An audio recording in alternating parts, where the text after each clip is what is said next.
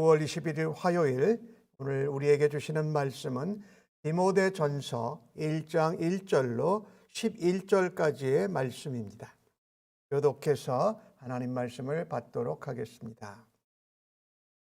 우리 구주 하나님과 우리의 소망이신 그리스도 예수의 명령에 따라 그리스도 예수의 사도된 바울은 믿음 안에서 참 아들 된 디모데에게 편지하노니, 하나님 아버지와 그리스도 예수 우리 주께로부터 은혜와 긍휼과 평강이 내게 있을지어다. 내가 마게도냐로 갈 때에 너를 권하여 에베소에 머물라 한 것은 어떤 사람들을 명하여 다른 교훈을 가르치지 말며 신하와 끝없는 족보에 몰두하지 말게 하려 함이라.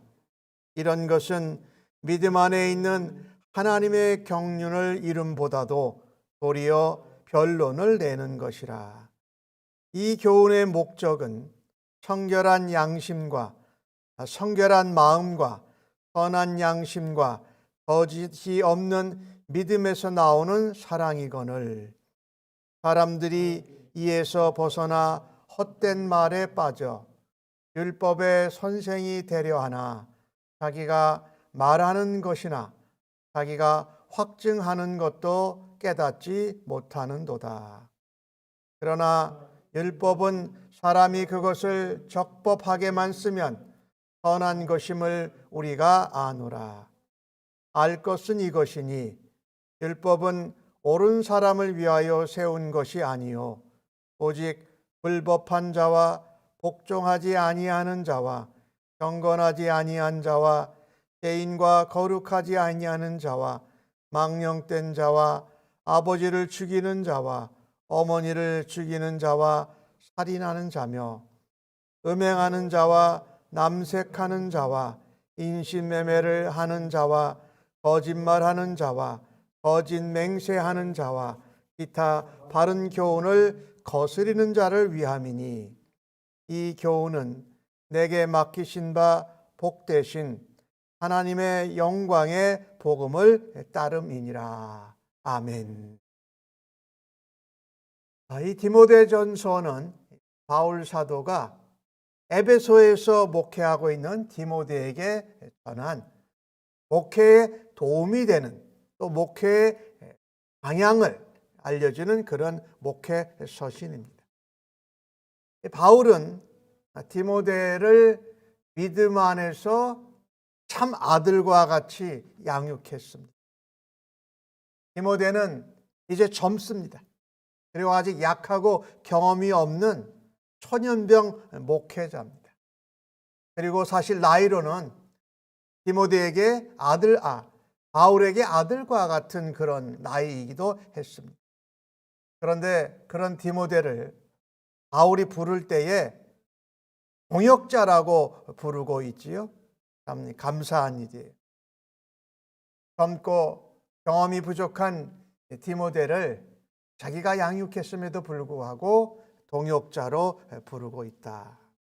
그리고 그 디모데가 오늘 주신 말씀 2절 말씀에 보니까 하나님 아버지와 예수께로부터 은혜와 긍휼과 평강이 있어 그렇게 받을 만한 그런 사역자라고 축복하고 있습니다.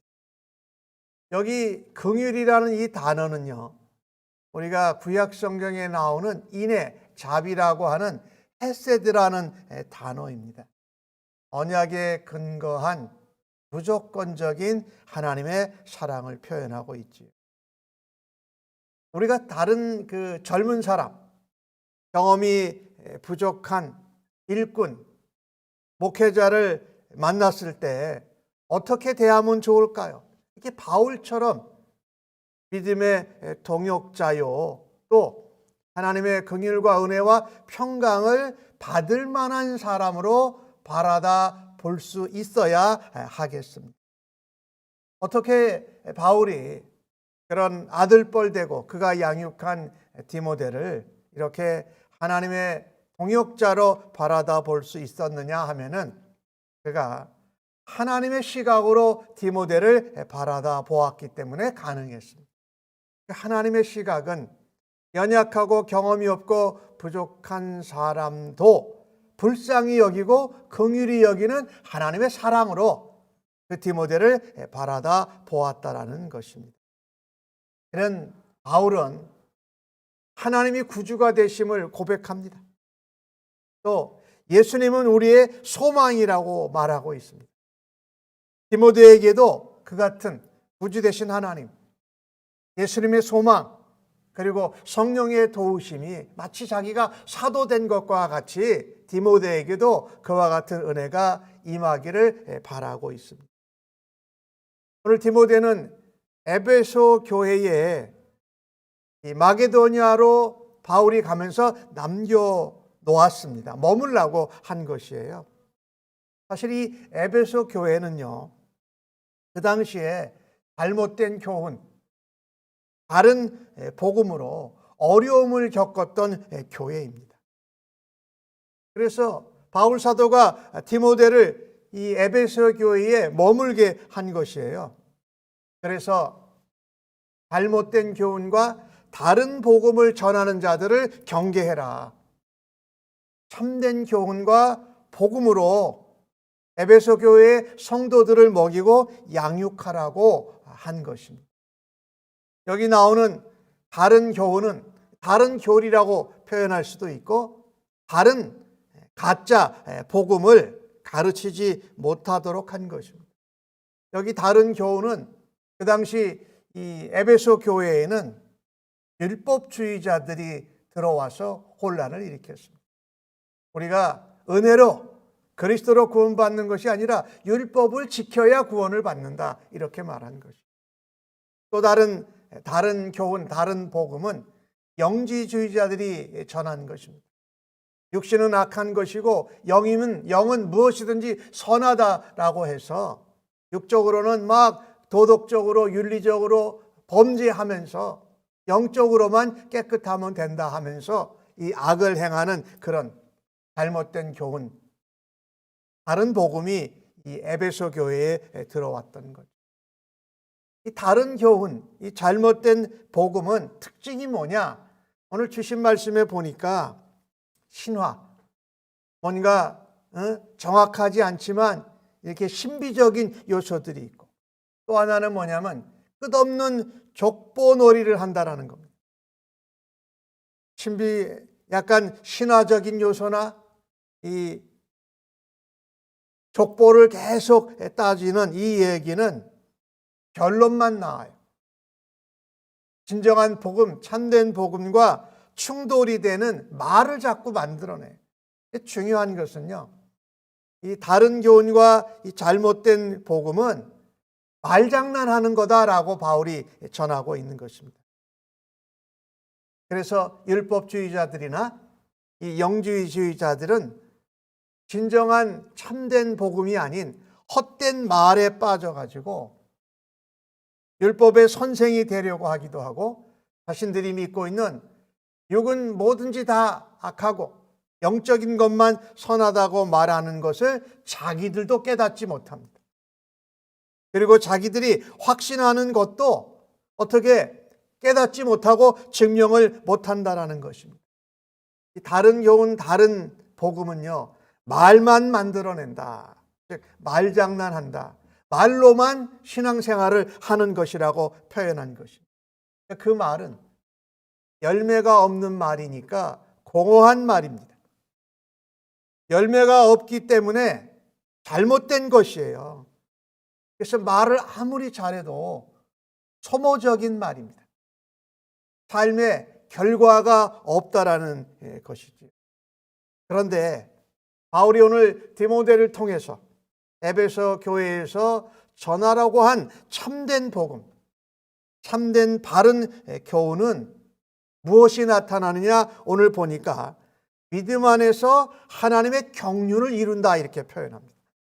여기 하나님의 경륜이라는 이 단어는요, 말하자면 역사에서 열매를 만든다, 결과가 있다, 이런 표현이에요. 하나님의 경륜을 이룰 때에는 반드시 열매가 있고 삶이 있다라는 것이죠.